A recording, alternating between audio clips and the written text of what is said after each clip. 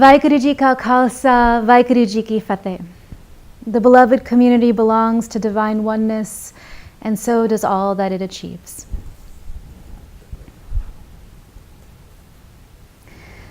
Sisters, brothers, and siblings of the world, how are you breathing today?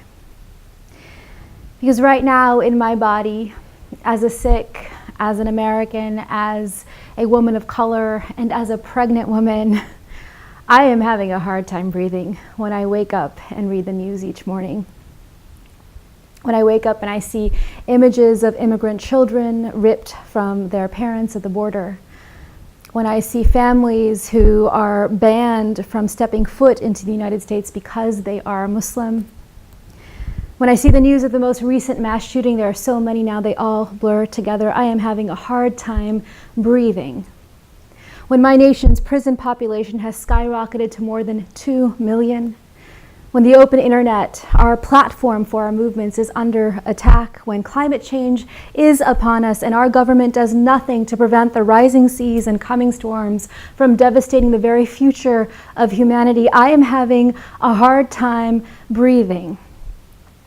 When the white nativist movement that captured the White House now supports a president whose cruelty towards immigrants and women and people of color fuels hate crimes against communities like mine, against children like mine, when his daily assaults on journalism, the judicial system, and truth itself has brought my nation to the brink of fascism, all while the lawmakers in his party stand silent. I am having a hard time breathing.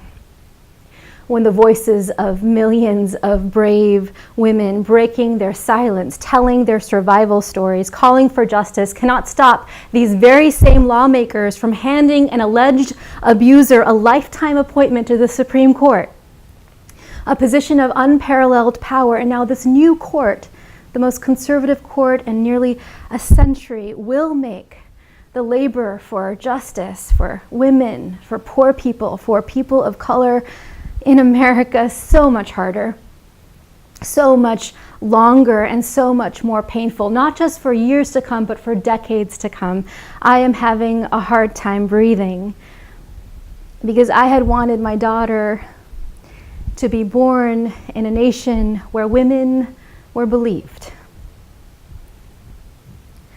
What is happening in the United States right now is part of what is happening all around the world, a global trend as we see the rise of far right-wing authoritarian movements threatening truth, democracy, women's rights, and human rights for all of us. The last time I was having this much trouble breathing was when I was in labor with my first child. I remember my mother had her hand on my head and she was whispering a Sikh prayer in my ear, a prayer of Chardi Kala, ever rising high spirits, even in darkness, even in the pain of labor. Tati vana lagi, you are brave, she said. You are brave. And so every day I invoke the spirit of Chardi Kala and I ask myself this question: what if this darkness is not the darkness of the tomb, but the darkness of the womb? What if our America is not dead, but a country still waiting to be born? What if a new world is waiting to be born? What if all of our ancestors who pushed through the fires before us, who survived genocide and slavery, occupation and sexual violence, what if they are standing behind us now, whispering in our ear, you are brave, you are brave? What if this is our time of great transition? The midwife tells us to breathe and then to push. And so I take a breath, please all take a breath with me. And when I breathe, I begin to see what I could not see before. I begin to see all of you. All of you who are rising up together in the thousands, in the millions, calling for justice. I see you marching in the streets and protesting at airports and flooding the halls of power. In the United States, I have seen you standing tall at Standing Rock, rising up to declare Me Too and Time's Up, occupying Wall Street, making Black Lives Matter, and starting movements in the wake of bloodshed to say never again. And I've seen you behind closed doors. And all of you who are loving and caring for one another in your churches and your synagogues and your mosques and temples and gurdwaras and your prayer circles, even when it's hard, you are holding one another. In these multiracial, multicultural, and multi-faith spaces, you are grieving together, and you are raging together, and you are caring for one another, and you are still choosing to fight for justice in such a way that does not dehumanize the other side. I see glimpses of a nation that is longing to be born. A nation that has never been and yet still must be. A world that has never been and still must be. A world where all of us are free. This is why I believe that it is time for us to shift the frame of our movements in America and around the globe from resistance to rebirth. Resistance is required for our survival. But the energies of resistance will not sustain us in the labor, nor will it deliver a new nation, a new world. Resistance will burn us out, or worse, it will turn us into what we are resisting. Resistance points us to what we are fighting against. Rebirth to what we are fighting for. Resistance narrows our focus to focusing on removing bad actors from power. Rebirth expands our focus to remaking those institutions of power. Resistance marshals the energies of revenge. Rebirth, the energies of love. Our goal is more than to win the next election. Our goal is to birth a more just world. Birth is only possible with a lot of pain. A lot of pain and love. Our greatest social justice leaders, from Gandhi to King, Mandela, they built entire nonviolent movements rooted in the ethic of love. I believe that it is time to reclaim love as a public ethic now in our lives and our movements, but we cannot do it in the same way. It is time to reclaim love through a feminist lens. And through a feminist lens, love is more than a rush of feeling. Love is a form of sweet labor. Fierce, bloody, imperfect, life-giving. It is a kind of labor that is a human birthright, a labor that all of us are capable of. This is why I believe that revolutionary love is the call of our times. Revolutionary love, the choice to enter into labor for others, for our opponents, and for ourselves. I have been honored in the last years to be able to have worked with so many of you to practice this love ethic in our movements, and I want to share with you what I have learned from you so far. There are 3 practices I want to leave you with. Number 1, how do we love others? I call this practice See No Stranger, the words of Guru Nanak, the founder of the Sikh faith.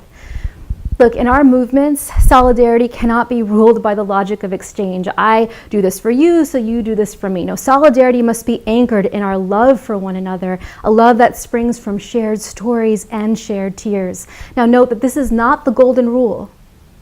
This is an evolution of the golden rule. Love others as you would have them love you. This is love others as they would have you love them. It is an orientation of humility and wonder. It requires us to retrain our eyes to look upon the faces of people who do not look like us, people who we may see as strangers, and say in our minds, brother, sister, sibling. And when we say this, we are really saying, you are part of me I do not yet know.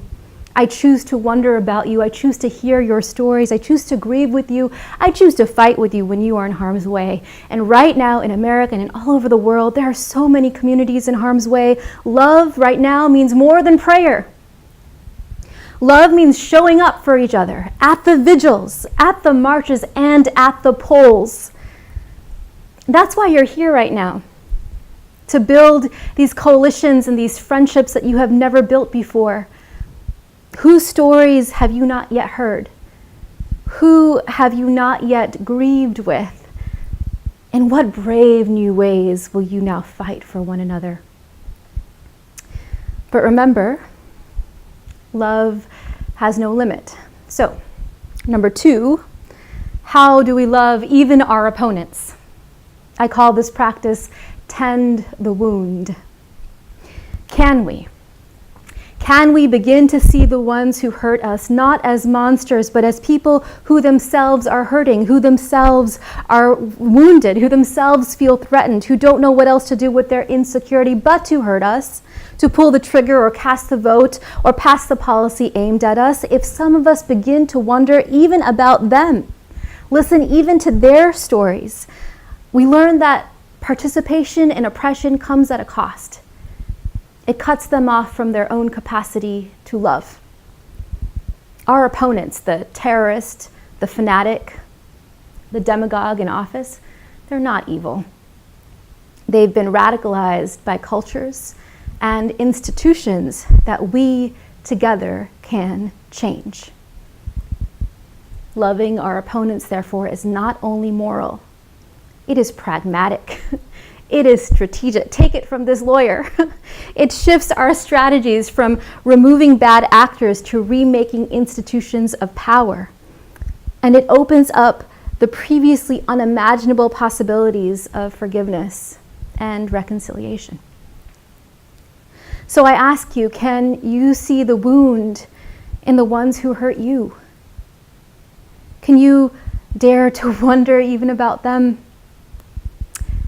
And if this question sends panic through your body, then it's okay. You must let others do that work. That's why we are a movement. We all have different roles in this labor. For those of us who are in harm's way right now as we speak, our work is to let others tend to the wound in our opponents while we tend to our own safety. And that brings me to number 3. How do we love ourselves? Look, social justice leaders from Gandhi to King, they taught us a lot about loving others and opponents. They didn't teach us a lot about loving ourselves. This is a feminist intervention. For too long have women and women of color been told to suppress our rage, suppress our grief, suppress our own wellness in the name of love and forgiveness, but our suffering is not service. We need to honor our rage and honor our grief and breathe through the fire of these emotions. We need to love our bodies even in labor. So I call this practice breathe and push. When we are pushing into the fires in our bodies and the fires of this world, we need to be breathing together in order to be pushing together. How are you breathing today? How are you breathing every day? Who are the ones you are breathing with? Are you breathing with the earth and the sea and the sky? Are you breathing with music and movement and meditation and prayer?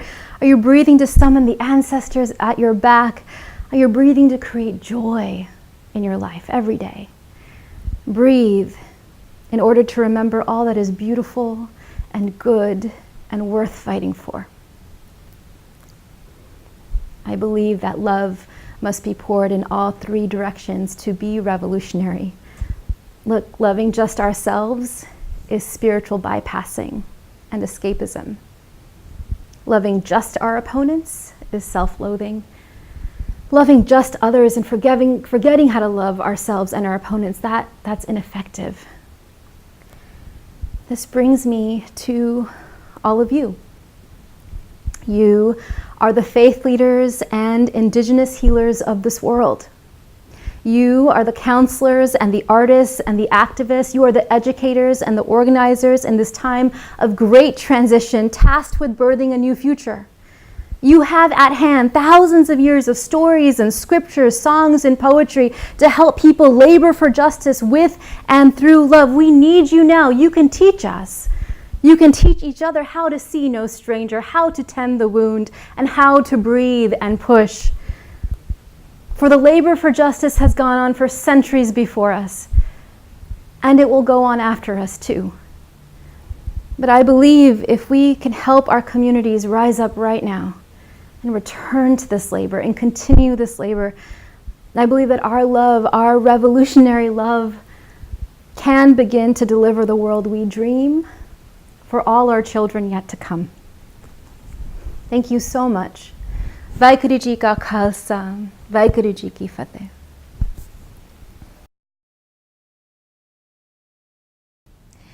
Before we begin, we'd like to honor the indigenous ancestors of this land. The land upon which we stand today is the traditional territory of so many First Nations peoples. And this morning we offer tobacco to elders from those communities and ask their permission that we might speak today.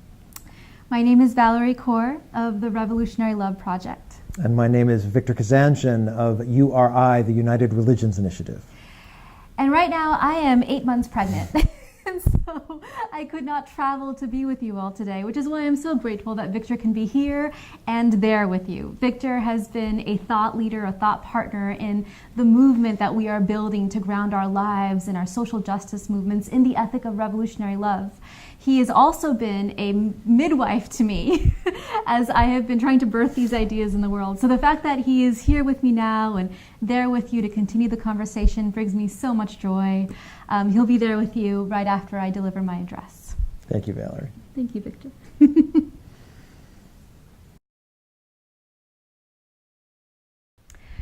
Vaheguru Ji Ka Khalsa, Vaheguru Ji Ki Fateh. Hi everyone, my name is Valarie Kaur of the Revolutionary Love Project. I am so excited to share this moment with you all today. I want to share with you a tradition in my faith, in the Sikh faith. Our ancestors were trained as Sant Sipahi, warrior saints. They were warriors who fought the good fight, who fought against injustice, but they did it in a way that was grounded in the ethic of love. And so we were told that they would go into battle with a sword in their hand, but their shield was a musical instrument that they would carry on their backs. And in the morning, they would play this musical instrument. On the morning of a bloody battle, they would play this musical instrument to ground themselves in love, to be able to go out into the battlefield and fight for truth and justice. The first woman warrior, her name was Mai Fago. And her story, in the year 1705, there was a great battle raging, and there were 40 soldiers who abandoned their post and returned to their village. And this village woman turned to them and said, "You will not abandon your post. You will return to the fire, and I will lead you." She mounted a horse, she donned a turban, and with a sword in her hand and a dilruba, a musical instrument, on her back, the story goes, she led them where no one else would. She became the one she was waiting for. I share that story because I am not just the woman warrior, I am the deserter too. There are moments when the battle for justice is so long and so hard and so painful that a voice in me says, I can't. In those moments, I call upon the wise woman in me to take my hand and to turn me back toward the fire and to lead me back to my post. And so as you all contemplate how you might turn your passion for social justice into action, I want to leave you with these 3 questions from my tradition. First, what is your sword? Is it your voice? Is it your pen? Is it your artist's brush? Is it your scalpel? Is it your paycheck? What is the way that you know that you can wield power in the world to fight the good fight? How will you train with that sword? Who will you train with? And remember, there will be moments where you will be tempted to lay that sword down in the service of a paycheck or the allure of comfort, or when the battle grows too difficult. And so my second question is, what is your shield? What is the practice that you will carry on your back? Is it yoga? Is it meditation? Is it music? Is it prayer? Is it poetry? What is that practice that you can practice every day to remind you why you are fighting the good fight, to help you breathe in the midst of the battle? This, I thought, was appropriate for me to pick up after the 2016 election. I started learning, I'm not musical, I started learning this instrument. This is an actual bilraba, one of the original instruments that were used in my faith. In religious practice and sacred worship. And so I literally will carry this on my back when I get on the airplane to go to the next march or protest. I will try to sound this instrument to remind me why I'm doing what I'm doing, to help me become the warrior who leads the deserter back into the flames. Last question for you. There will be moments when you say, I can't. I can't lead this protest. I can't treat this patient. I can't organize this congregation. I can't. I'm not smart enough. I'm not good enough. I'm not strong enough. I'm not enough. I know that voice. I call that voice the little critic. In those moments, please remember, we do not go into battle alone. We do not give birth alone. We do not go into battle alone. We need one another. We need to be soldiering with one another, and we need to be breathing and playing our instruments with one another. And so my last question to you is, whose hand will you reach for? Who is the one who would tell you that you are brave enough to face this fire and to fight this fight? So with those three things, your sword, your shield, and the hand of someone you love, you already have all you need to pursue a life devoted to social justice. Thank you. Vaheguru Ji Ka Khalsa, Vaheguru Ji Ki Fateh.